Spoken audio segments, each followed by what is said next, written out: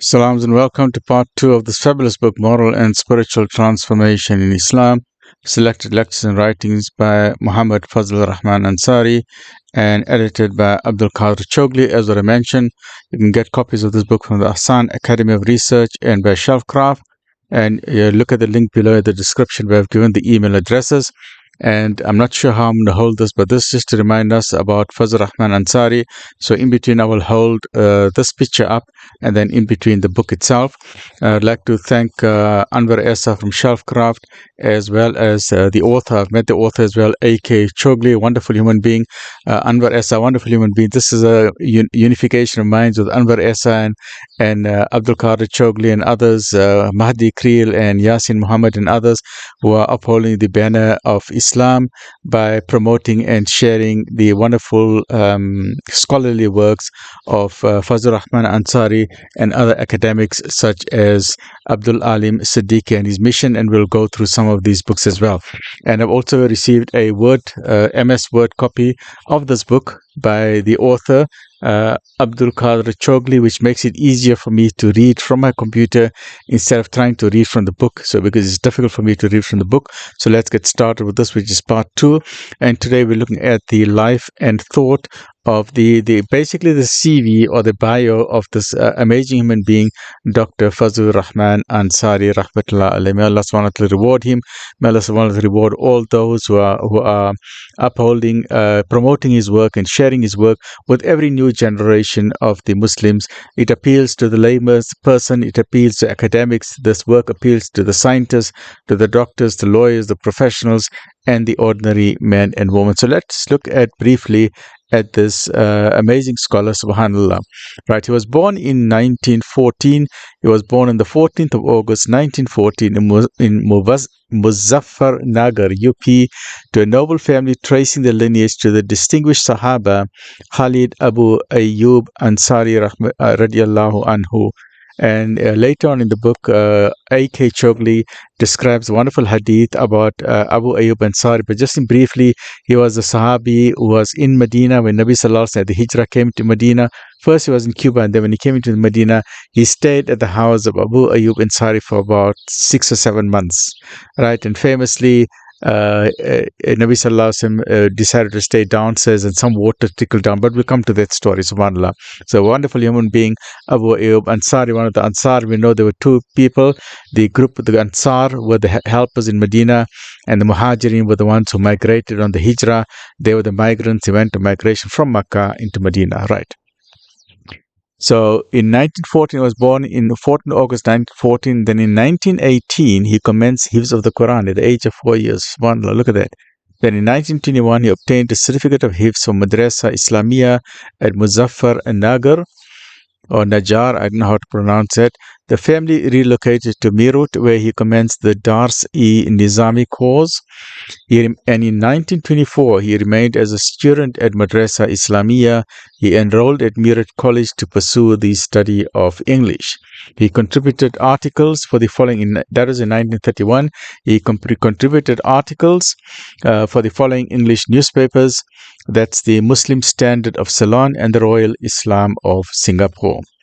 In 1932, he had the first meeting at college with Maulana Abdul Alim Siddiqui. I think I've got his book. That's Maulana Abdul Alim Siddiqui. So that's when these two giants met each other. And this book also, alhamdulillah, by Abdul Kader Choughley.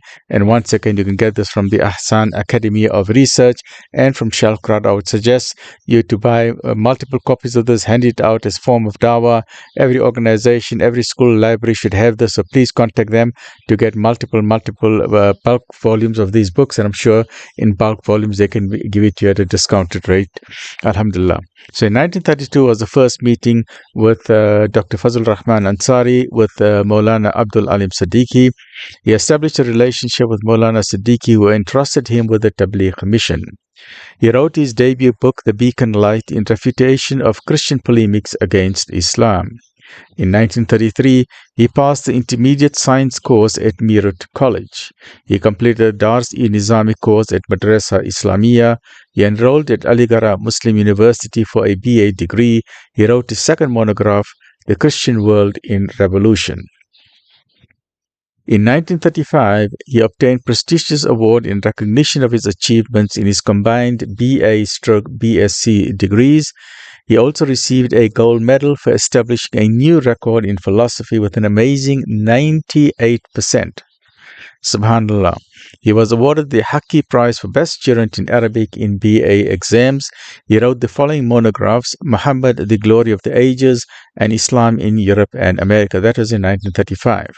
Then in 1936, he enrolled for post-Dar's-e-Nizami course under Professor Sayyid Sulaiman Ashraf at AMU.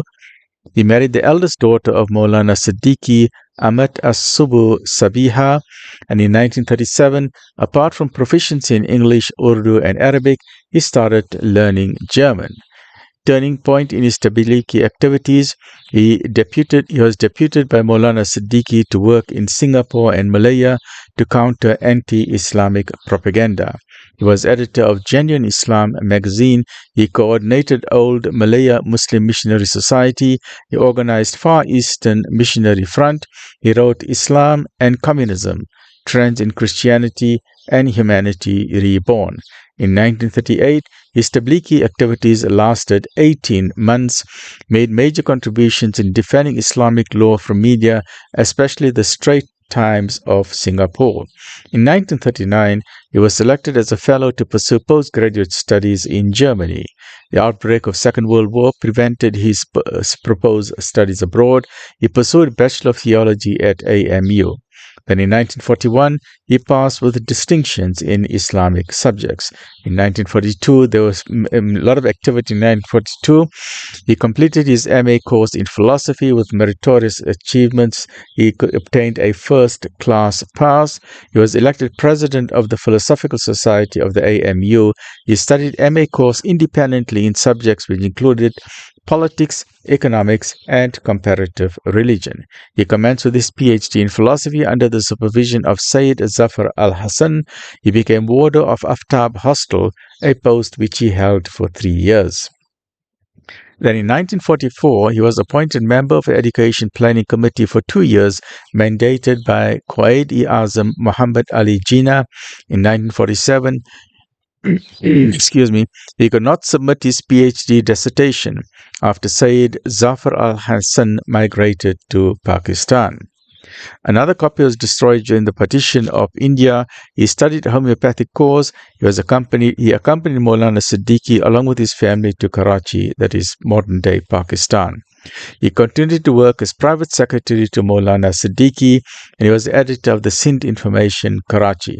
In 1949, Maulana Siddiqui initiated him into the spiritual orders at the Hatim of the Kaaba. He was granted the Ijaza, the authority in spiritual matters. His commencement of Tablighi tours in far-flung countries of the world he accompanied Maulana Siddiqui as private secretary during the extensive 2-year Tablighi activities. In 1952, he joined Jamiat al-Falah and was editor of Voice of Islam for 2 years. In 1954, he lectured at Karachi University. He participated in World Interfaith Convention. During that year, in 1944, was the demise of Maulana Siddiqui in Medina. May Allah subhanahu wa ta'ala grant him the highest stations of Jannah al-Firdaus. Ameen. In 1955, he was elected as chief successor of Maulana Siddiqui by the Halqa Alamiya-e-Qadriya in Karachi. In 1957 was the second World Tablighi Tour spanning several countries. In 1958 was the establishment of the World Federation of Islamic Missions, WFIM, and in 1959 he conducted short courses in English for foreign students in Karachi, and he participated in the World Parliament of Religions. In 1960, he continued teaching at St. Patrick College, St. Joseph College, and College of Home Education on various Islamic subjects. He embarked on the third World Tabligh Tour, which lasted 8 months. Then in 1961, An influential Italian woman accepted Islam at his hands. In 1962, he conducted classes as professor for ulama at the Academy for Islamic Studies at Quetta University. In 1963, he declined an appointment as lecturer in Department of Tasawwuf and Ethics at Quetta University. In 1964, he established the Alimiya Institute of Islamic Studies. He founded the Manzil magazine in Urdu and Gujarati, as well as the Minarat in English. He undertook Fourth World Tabligh Tour, which lasted 5 months, and that was in 1964. During 1965 to 1968, he focused on the growth and development of the Alimiya Institute.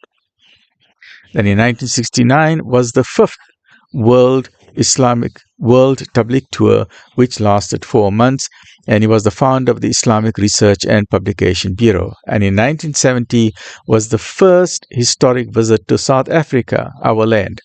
A memorable lecture at Stellenbosch University. He completed his doctorate at Karachi University, and in 1972 he was elected as expert on the board of Islamic Studies at Karachi University.